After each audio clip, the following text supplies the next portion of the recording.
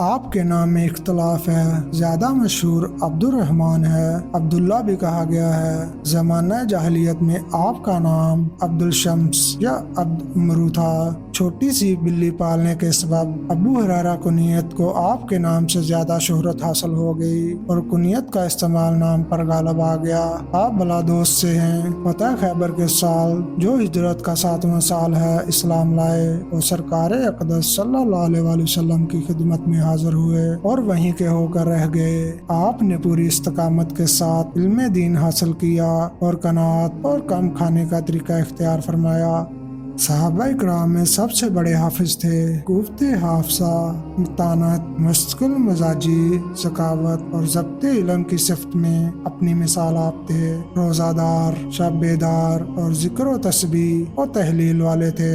آپ نے فرمایا، قسم ہے اللہ کی جس کے سوا کوئی معبود نہیں، میں بھوک میں روئے زمین پر اپنے جگر پر اعتماد کرتا تھا اور میں بھوک سے اپنے پیٹ پر پتھر باندھا کرتا تھا۔ ایک دن میں عام رستے پر بیٹھا تو حضرت ابو بکر صدیق رضی اللہ تعالیٰ عنہ کا اس رستے سے گزر ہوا۔ میں نے ان سے قرآن مجید کی ایک آیت کریمہ کے متعلق پوچھا اور میں نے ان سے صرف اس لیے پوچھا تاکہ وہ مجھے اپنے ساتھ لے جائیں اور کچھ کھلائیں، مگر وہ چلے گئے۔ تھوڑی دیر بعد حضرت عمر فاروق رضی اللہ تعالیٰ عنہ میرے پاس سے گزرے۔ میں نے ان سے قرآن مجید کی ایک آیت کے متعلق پوچھا اور ان سے بھی میں نے اسی لیے پوچھا تھا کہ وہ مجھے اپنے ہمراہ لے جائیں، مگر وہ بھی چلے گئے اور مجھے اپنے ساتھ نہیں لے گئے۔ پھر حضور رحمت عالم صلی اللہ علیہ وآلہ وسلم تشریف لائے تو آپ نے مجھے دیکھا اور میرے دل کی کیفیت جان کر مسکرائے۔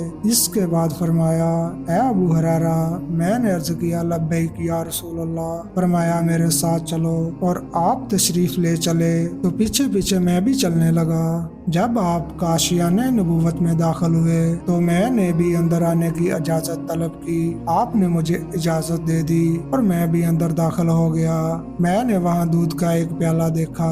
حضور سید عالم صلی اللہ علیہ وآلہ وسلم نے پوچھا، یہ دودھ کہاں سے آیا ہے؟ جواب دیا گیا کہ فلاں نے آپ کو ہدیہ بھیجا ہے۔ حضور صلی اللہ علیہ وآلہ وسلم نے فرمایا، اے ابو ہریرہ، میں نے عرض کیا یا رسول اللہ۔ فرمایا، جاؤ اصحاب صفا کو میرے پاس بلا لاؤ۔ حضرت ابو ہریرہ رضی اللہ تعالیٰ عنہ فرماتے ہیں کہ اصحاب صفا اسلام کے مہمان تھے، نہ تو ان کے پاس گھر تھا اور نہ مال و دولت۔ جب حضور صلی اللہ علیہ وآلہ وسلم کے پاس کچھ صدقہ آتا تو آپ اسے ان کے پاس بھیج دیتے اور خود اس میں سے کچھ نہ لیتے، اور جب آپ کے پاس کوئی ہدیہ بھیجتا تو آپ اسے قبول فرما لیتے اور اصحاب صفا کو بھی اس میں شریک کر لیا کرتے۔ حضرت ابو ہریرہ رضی اللہ تعالیٰ عنہ فرماتے ہیں کہ یہ بات مجھ پر گراں گزری اور میں نے اپنے دل میں کہا کہ اصحاب صفا کے لیے صرف ایک پیالہ دودھ کا کیا کام دے گا، اور میں چاہتا تھا کہ پورا دودھ مجھے ہی مل جاتا تاکہ اسے پینے کے بعد میرے اندر کچھ طاقت پیدا ہو جاتی، اور چونکہ میں حضور صلی اللہ علیہ وآلہ وسلم کا قاصد ہوں، لہٰذا جب وہ لوگ آئیں گے جن کی تعداد 70 ہے تو حضور مجھے حکم دیں گے کہ یہ پیالہ انہیں دے دوں، تو پھر شاید ہی مجھے اس دودھ کا کچھ حصہ مل سکے۔ لیکن اللہ اور اس کے رسول صلی اللہ علیہ وآلہ وسلم کی فرما برداری کے سوا میرے لیے کوئی چارہ کار نہ تھا، تو مجھے اصحاب صفا کے پاس آنا پڑا، اور جب وہ لوگ آ گئے اور سب اپنی اپنی جگہ پر گھر میں بیٹھ گئے تو حضور صلی اللہ علیہ وآلہ وسلم نے فرمایا، اے ابو ہریرہ، میں نے عرض کیا لبیک یا رسول اللہ۔ فرمایا، پیالہ اٹھاؤ اور ان لوگوں کو دو۔ تو میں نے پیالہ اٹھا کر ایک شخص کو دے دیا، اس نے پیا یہاں تک کہ شکم سیر ہو گیا، پھر اس نے پیالہ مجھے واپس کر دیا۔ اسی طرح یک کے بعد دیگرے پیتے اور پلاتے ہوئے وہ پیالہ رسول اکرم صلی اللہ علیہ وآلہ وسلم تک پہنچا اور سب اصحاب صفا خوب سیر ہو چکے تھے۔ تو حضور صلی اللہ علیہ وآلہ وسلم نے پیالہ اپنے مقدس ہاتھوں پر رکھا اور میری طرف دیکھ کر تبسم فرمایا اور فرمایا، اے ابو ہریرہ، میں نے عرض کیا لبیک یا رسول اللہ۔ فرمایا، اب ہم اور تم باقی رہ گئے ہیں۔ میں نے عرض کیا یا رسول اللہ آپ نے سچ فرمایا۔ فرمایا بیٹھ جاؤ اور پیو، تو میں نے پیا۔ فرمایا اور پیو، تو میں نے پھر پیا۔ آپ برابر یہی فرماتے رہے کہ اور پیو، تو میں اور پیتا رہا، یہاں تک کہ میں نے عرض کیا قسم ہے اس ذات کی جس نے آپ کو حق کے ساتھ محبوس فرمایا کہ اب دودھ گزرنے کی بھی راہ باقی نہیں رہی، اور وہ پیالہ میں نے حضور صلی اللہ علیہ وآلہ وسلم کو پیش کر دیا تو آپ نے اللہ تعالیٰ کی حمد کی اور بسم اللہ پڑھ کر بچا ہوا دودھ پی لیا۔ باحوالہ قصائص کبریٰ جلد نمبر 2 صفحہ نمبر 48۔ کیوں جناب ابو ہریرہ کیسا تھا وہ جامع شیر؟ کیوں جناب ابو ہریرہ کیسا تھا وہ جامع شیر جس سے 70 صحابوں کا دودھ سے منہ پھر گیا؟